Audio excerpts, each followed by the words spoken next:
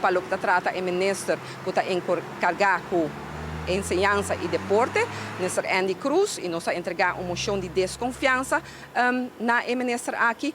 E dentro da moção aqui está ponie como een besluit que onmiddellijk het vertrouwen op te zeggen in de minister van Onderwijs en Sport. Que men de imediato e waardoor hij terstond uit zijn functie dient te worden ontheven. Que men terstond, que men zorg que tenha salir voor zijn functie.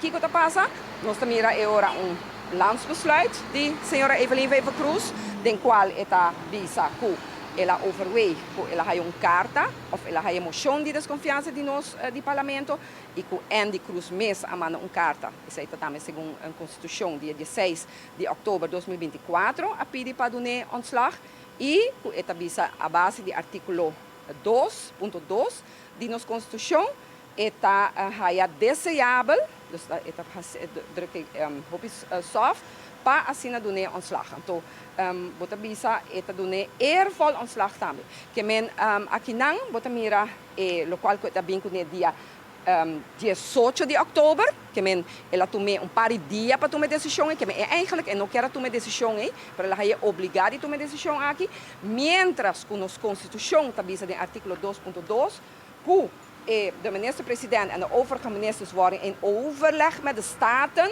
bij landsbesluit benoemd en ontslagen. Que men palavra in overleg met de staten aqui está muito importante para Kiko, para zodat staten te decidir. Staten está het hoogste orgaan e minister tem que cumprir o que staten decidir. E não assim essa emissora. Que men aqui não também bisa inciso 2, dus dat was zo missie bezei. Indien de minister het vertrouwen van de staten niet langer heeft, stelt hij zijn ambt ter beschikking. Que men sei ela complicune per e momento e não te complicune. Que men in namo tamira ku nang também de outra banda quer a cambia de nossa Constituição e parte aqui nang a nós abai contra a minha persona continuamente avisa ku e overleg ku staten, cada viaje quer worden quitar voor a nossa Constituição.